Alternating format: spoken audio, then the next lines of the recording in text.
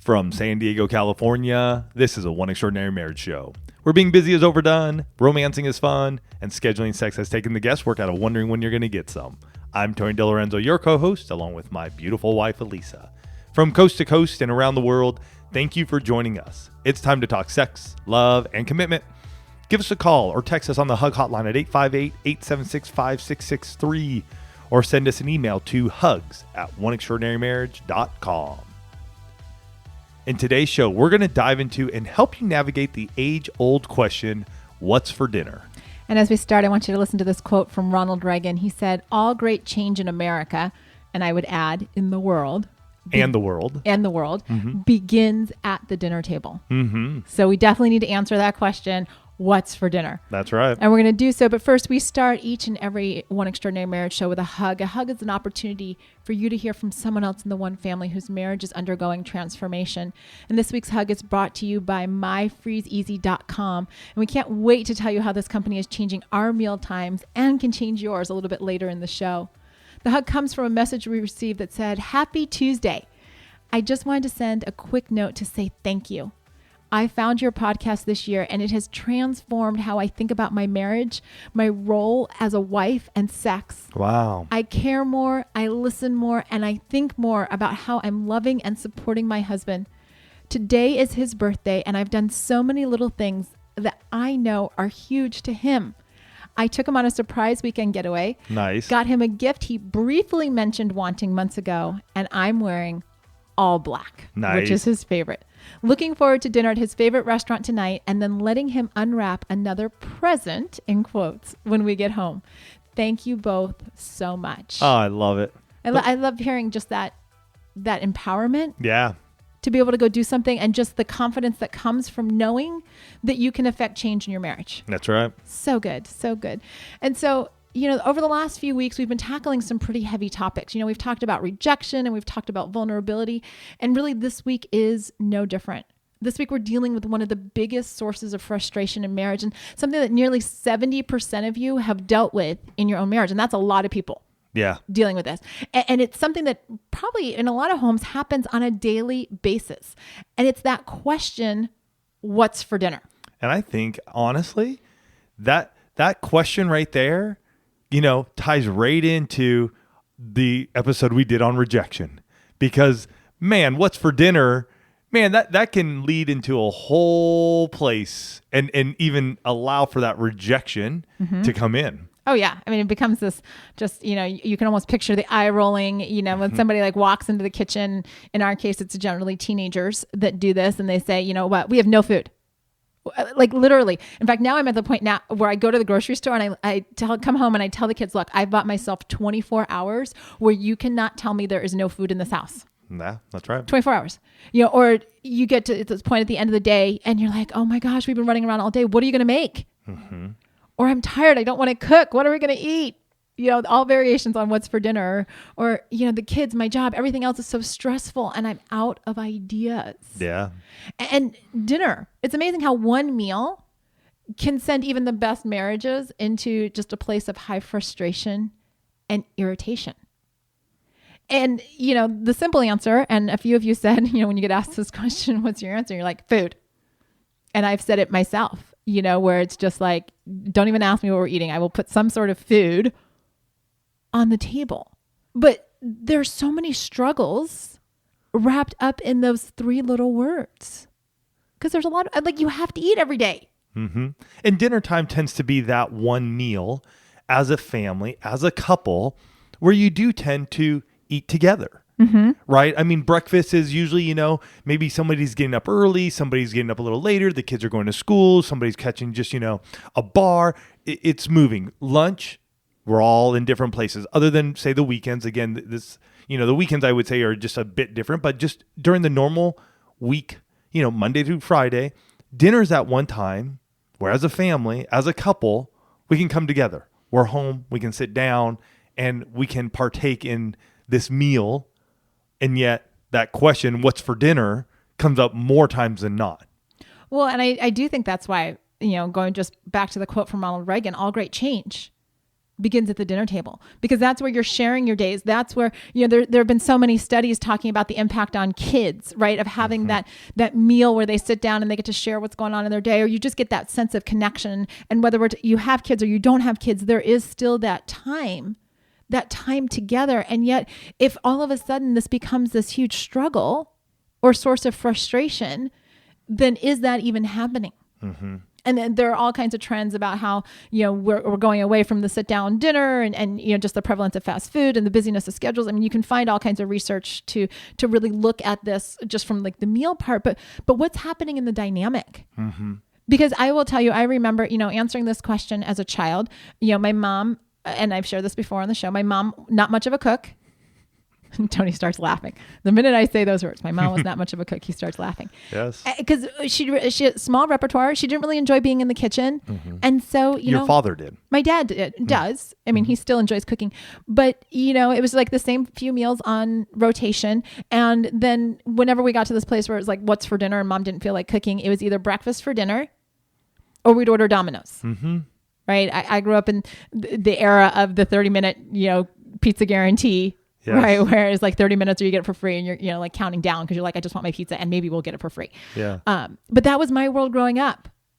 I don't even know that we asked the question, or if we did, it was just like, this is what we're having. I don't know if we asked the question either in my household. I know definitely in our household, it's definitely the question that gets asked a lot. For me though, growing up, I remember really, there are only so many meals that we had. Mm-hmm. And probably this is because the recession hit, and this is my fondest memories of sitting down with my family. We always sat down for dinner. Dinner was like the sacred time in my family. But the recession was going strong, and my dad being in construction, there wasn't a lot of work. So everything seemed to wrap around the same meals each and every week. Sundays, typically being Italian, was pasta. We would eat pasta on Sundays. Mondays, I can't remember if it was sort of like hot dogs maybe, and it was the boiled ones. We wouldn't even put them on the grill. Yum. Yeah. Tacos on Tuesdays. Wednesdays were typically fried pasta that was left over from Sundays. Mm-hmm. Thursdays, I can't really remember. Maybe a Friday was like a mac and cheese. So it was very similar, but I do remember at times pressing my mom of like, what's for dinner? And maybe I did say what's for dinner because mom at times would get a little upset with me and my brother, and out of nowhere, and my mom, just gentle. She's pretty low key, and out of nowhere, she'd just be like, SHIT on toast. That's what you're eating tonight. And we would just be like wide-eyed, like, oh my gosh, we just hit the tipping point with mom. Right. Apparently we pushed the buttons. We definitely. So that's what I remember growing up. Really, that time, what was around the table, but a lot of the meals were definitely the same. And then as I got older, I think into high school, business was starting to do better. And then we would see more chicken. We would see more steak coming out. Mm-hmm. But it was a rotational thing growing up. And, it's this like so many times. It's amazing how, over the last few months, really, we've seen this shift in the one family where we're like, okay, how can we get systems into place? Because I will tell you, we asked the question, kind of what's your default? What do you fall back on when this question comes up in your marriage? Mm-hmm. Right. A lot of you are the breakfast for dinner.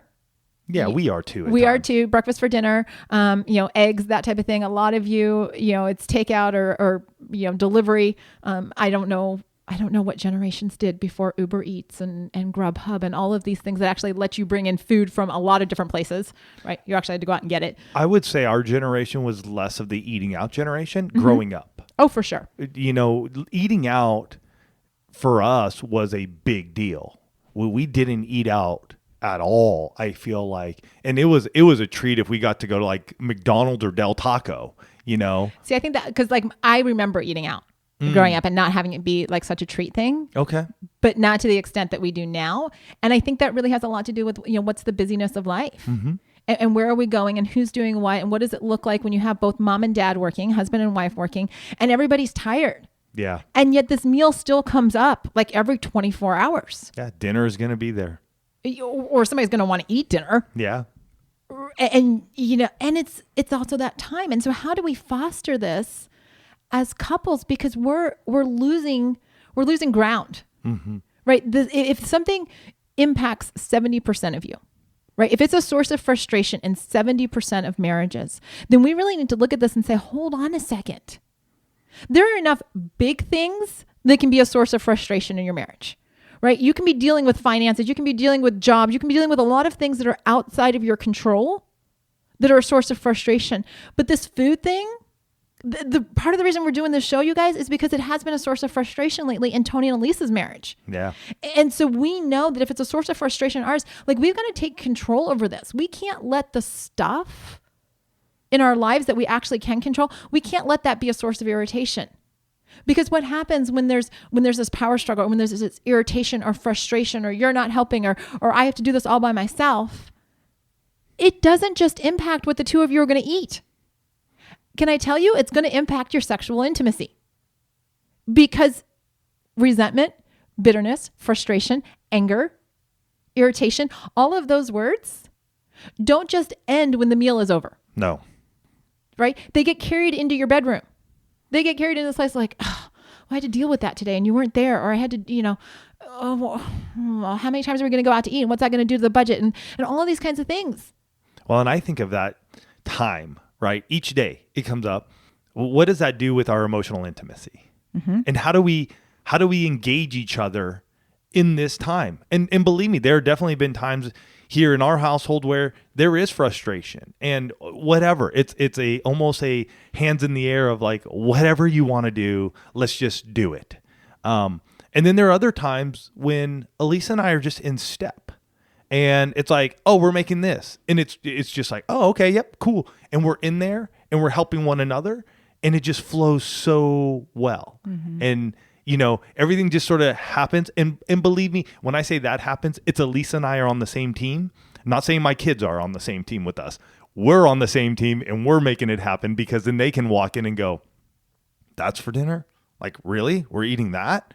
And you and your spouse together have to make sure that you're on the same team and look at your child, and as we've had, and say, yes, that's what's for dinner, and that's what we've made. And if we've said, because our kids are teenagers now, that's not what you want to eat, you're more than welcome to make your own meal and sit down on the table with us.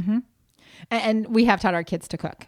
They may not be great cooks. Yeah, but they can eat and they can put food in their tummy and they're good. They can do it. And it's figuring out what are the solutions going to be for the two of you as a couple. I love that some of you, you said, well, we just grab, whatever's in the freezer and, just kind of hope that we can throw something together. One couple did say, or one person said, both our parents live in town. So we'll call them and just see what they're having for dinner and then kind of flip a coin as to which way we're going. Nice. And, like with us, there are just times when, especially on a weekend, this happens more on a weekend than during the week, because we do have teenagers. And if I just don't feel like cooking on a Saturday, it's kind of like everybody fend for themselves. Like we'll still kind of all gather at the table about the same time, but it's this idea of like, if you want cereal and you want eggs and somebody's just going to have leftovers, good on you. And then even on a Saturday, though, because it's college football, especially during the fall season, we're more than okay. Everybody just grabbing what they're eating, and hey, we're going to sit on the couch. That's another thing I remember for dinners. Like, what's for dinner? And I remember this in the 70s. This would be the late 70s. Was, man, TV dinners. Yeah, and TV dinners and TV trays. You'd pop out your TV tray. Like, I remember my parents just getting their trays and just so excited. Like, we got our TV trays and we are sitting here and we're going to do dinner together. And I think that was actually the big treat. Like when we got to have dinner in front of the TV. Yes. Because we always sat around the table. Yeah. No TV on. Always sat around the table. Those are good times, man. But we have to look at what this dynamic is in each one of our marriages. Right? Because if dinner is stressing you out, if what's for dinner or how you're eating dinner or when you're eating dinner is stressing you out, then what is it doing to the relationship between husband and wife? Yeah. I know this seems like a really, for some of you, you're like, oh my gosh, I'm listening to a show where they're talking about what's for dinner. And I want you to just stop and think for a minute. Wait a minute. Has this ever been a source of frustration in my marriage? And if so, then what can I do about it? Because if it's a source of frustration, it's going to wear you out over time, right? And there are enough drive-thrus that are willing to take your money. There are enough convenience foods that aren't good for you. I mean, I can't tell you how much research is out there on, fast food and junk food and all this kind of stuff. And I get it. We eat it too. Like, I'm not throwing any stones here. My kids know every fast food restaurant between our house, the schools, church, everything else. Mm-hmm. I'm just telling you, they do. Right. But we partake in a number of those. We do. And that's why I'm saying this is not a casting stones type of show where we're like, oh my gosh, you need to make from scratch and you need to, have 30 sacred minutes around the sacred dining room table. That's not what I'm doing here. It's not what we're doing. But, what are we missing out on in terms of connection, in terms of relationship, not just with our spouses, but with our kids, because there's so much irritation around one question, 3 words that can send you into a tizzy because you're like, wow, why do I have, like one person said, why does this always fall on me? Why am I always the one to have to answer that question? I've said that out loud to my tribe. I'm like, you all have brains. Somebody else figure out what we're having for dinner. You have. I have. I'm telling you, like, nothing that we bring up here on the show, guys, has not been said in our own homes. It's looking at what else is out there. What are the solutions to a problem that everybody seems to have? And how can we adapt those solutions? Like I was telling a couple the other day, when we're talking about the tools that are available through One, what are those tools that you can get your hands on and then customize for your marriage? Can I tell you, we don't have to live in a one-size-fits-all when it comes to answering the question, what's for dinner? But we do have to have the mindset that we're going to be solution-oriented couples that are going to say, if this is a problem, like any challenge in our marriage, what solutions are we seeking to remove the source of frustration? Because if we connect better, what does it look like if somebody walks in the house and, they're like, what's for dinner? And you've got an answer. And you're like, done. Or you've planned it out the week before. You both have sat down, or the family has sat down, or whatever works for you guys. But it does decrease that frustration. I think that's the big thing, because there is an underlying current around this question, what's for dinner? In the frustration and the angst and just that, oh gosh, I don't know what's for dinners. Leave me alone. That's sometimes what I've said that too. What we get to at times, and how does those 3 words impact our marriage? Truly. And Elisa said it seems like it could be a little trite and a little bit like, oh, no big deal. And yet it has some big implications. Well, and you all have heard Tony say, as he opens every show, right? Where scheduling sex takes the guesswork out of wondering when you're going to get some. We have a whole family here, the one family that has looked at intimacy and said, you know what? I'm going to get a plan for that. Yeah. It's called the Intimacy Lifestyle. We have a whole group of you in the family who have said, you know what? We need to talk regularly in our marriage, and we need to have regular conversations about what's going on. So you've adopted the coffee break. Right? You've chosen these areas of your marriage that you said, you know what? That wasn't working as well as we'd like it to. So we're going to get a plan. Why is dinner time, and this was a question we had to ask ourselves, why is dinner time any different? Why can't we get intentional about this? Why can't we look at the biggest challenges around what's for dinner and come up with a solution? And we want to share those solutions with you. But first, we want to thank this week's sponsor, and that's myfreezeasy.com. And what I love about them is that they understand that the question, what's for dinner, can really put a strain on marriage. And I love it because they actually come up with a solution for that, to not have to think about what to feed the family for dinner. My Freeze Easy wants to help you get wholesome meals stocked in your freezer in a simple and affordable way. It's more than just freezer meal plans. It's the flexibility of having backup dinner and adding more variety to your meals. It's the confidence that you'll be able to get dinner on the table without stress. Amen to that. Yep. Right? It's savings in your wallet. Hello, financial intimacy. Going on, getting all involved there too. And it's the easiest way to do dinner even on busy weeknights. And for us, this has been a game changer. I can go, and what I love about their plans, and this is what's always stopped me before with plans, is I can see all the recipes. I mean, I can go on Pinterest and I can get, a million different recipes, but how do I get the grocery list? I don't want to have to sort through all of those ingredients and figure out what I need. And the My Freeze Easy plans, guys, one of the treats to this is that you get your entire shopping list. That alone makes me want to cry with happiness. Yeah. Because then I can just take that and I'm like, oh, what do I have? And I cross off everything I have. And then I go to the grocery store and I get the things that I don't have. And then I come and I will do my meals And I can do a shopping trip for a fraction of the cost and have 10 meals sitting in my freezer. So when someone says, what's for dinner tonight, Mom? I'm like, you know what? Why don't you walk out to the freezer and find a recipe or a name that sounds good to you, and then they just go and get it. It's awesome. So get 20% off an annual membership when you get signed up today. Go to myfreezeasy.com/one. That's myfreezeasy.com/one. So stop that pesky question and make more time for the two of you. Plus, get 20% off your annual membership today at myfreezeasy.com/one. So what do you do in this place, right? What are those things that you need to consider to make your own what's for dinner go away plan, right? You got to figure out, what are your biggest challenges? Is it the amount of time that you have? Is it, like I said, making lists? So you need somebody to make the list for you. Is it meal prep? And like a few of you said, and it made me smile, I just wish I could afford to have somebody just make all my meals for me. I've said that out loud too. I've said it out loud. But you can even add on this idea of meal planning to your coffee break, right? Again, the coffee break is your tool. One of the things, and with My Freeze Easy, one of the things that they have is the ability to literally, you can just go on their site and you can select the meals and you like drag and drop to create your own recipe. So the two of you could, or own meal plan. The two of you could sit down. I know we tell you not to have your computers, but you could, there's an app on the phone. You could do this quickly as part of your coffee break and say, what are the meals that sound good for us this month? And you could, together as a team, choose what sounds good. And turn that grocery time, I think, earlier in our marriage, personally, to me, grocery shopping was just a pain. Like, I didn't see any reason for it. Maybe it's because I didn't do it as a kid. Didn't see like my dad do it. And definitely throughout college, I rarely ever stepped into a grocery store. It was like I had no money. So really, I went to buy ramen and I left, you know.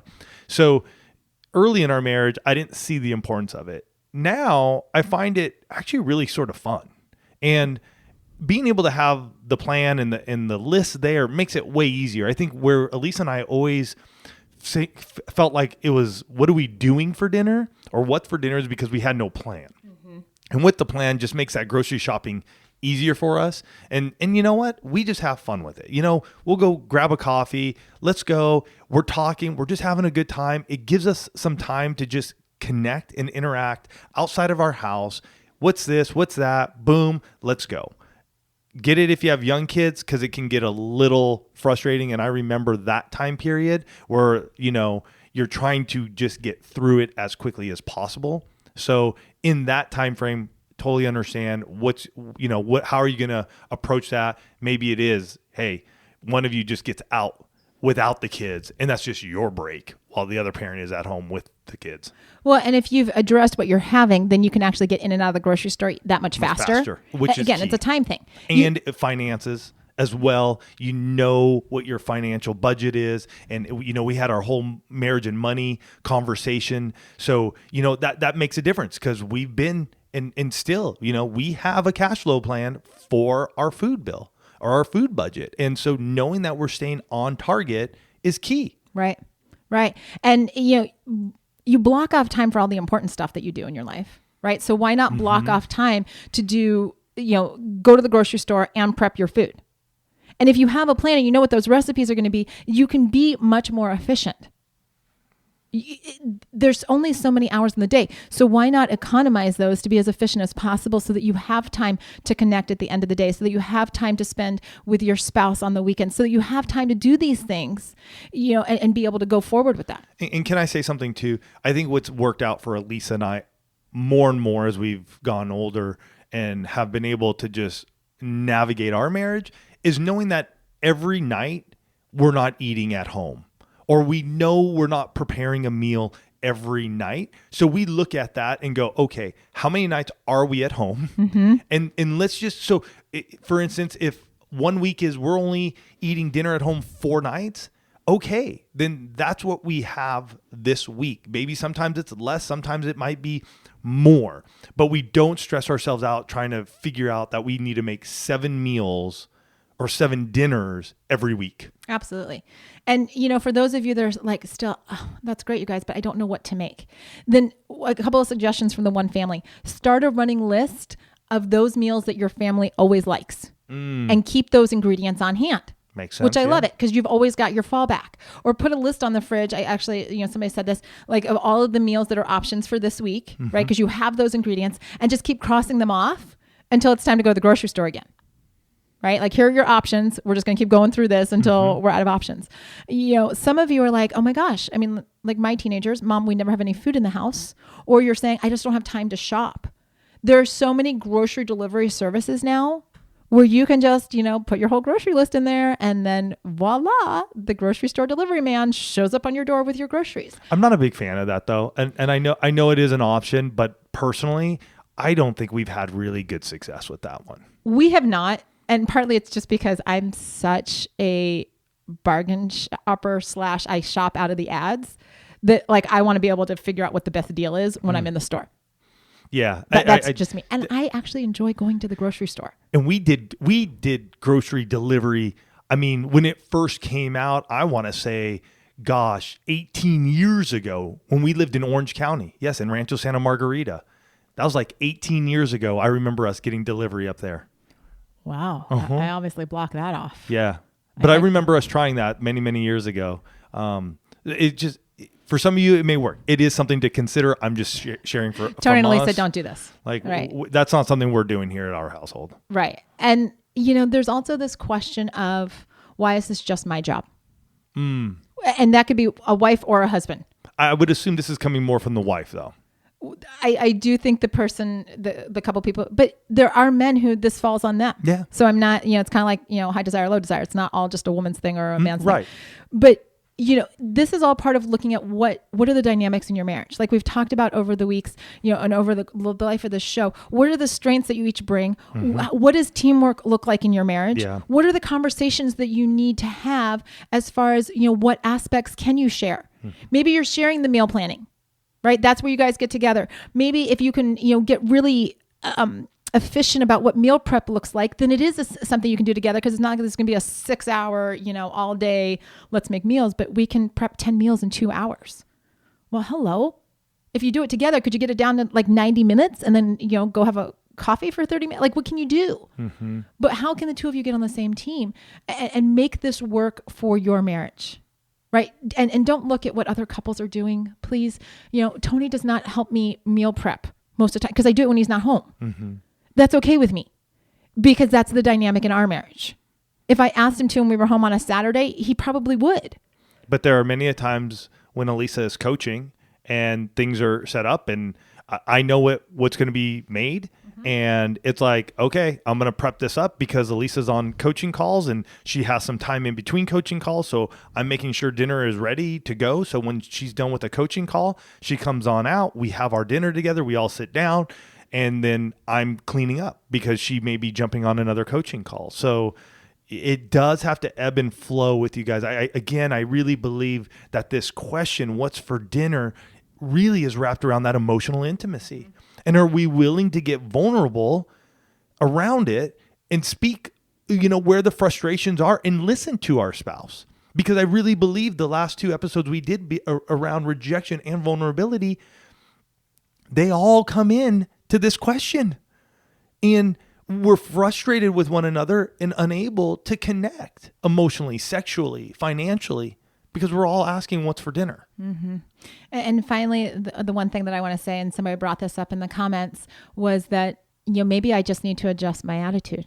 And I thought, oh my gosh, you know what? Could it be that simple? Could it be that when our families ask us this question, we just say with a smile, you know what? Give me a minute to figure that out. And we don't take it as a frustration. We don't take it as an attack. It's not something we have to get defensive about, but we just say, you know what? How blessed am I that I have a family or a spouse that will ask me that question and interact with me on a daily basis because it matters to them that we sit around the table because that's where change happens. And I wonder because we're so extraordinary here at the One Family, I wonder if that one action would create the shift. I know it's something that I work on daily. Like, can I hear that question and not be frustrated? And I'm a work in progress, you guys, because there are times when I'm just like, stop asking me that question. It happened last night Yes. with our oldest. Yes. Mm-hmm. See, it happens on a regular basis. But it's something I'm aware of and it's something I'm working on. And I challenge you this week. Take one of these action steps. Take one of them and say, you know what? This question, these 3 words are not going to hold power over the amount of emotional intimacy and connection we have in our marriage. It's just something we need to ask and answer. Yeah. All right. Well, so what's for dinner? I guess we got to ask that question, right? What's for dinner? Gosh, you know what? I just want to say it happens every day. And yet I really do believe if we do just that last one, just that switch in that attitude, what could really happen? And it's taken me a second here, and I'm pausing because I think I need to be in that place as well. I need to be in that place as well. And what's my attitude when I do hear that, or when I'm even asking it? Because I think sometimes the way we ask it can really determine how our spouse responds to it. So go out this week, determine what you're going to be making for dinner together. Maybe take your coffee break and sit down, plan it out, see what happens. Take 1 week at a time. This isn't something that you got to do for the next month, for the next 6 months, for the next year. Take 1 week at a time. Keep growing, keep building, just like we are each and every day, making our marriages extraordinary. We love you guys. We're honored and blessed to have you part of the One Family. Have a great week, and we'll catch you next week. Love you guys.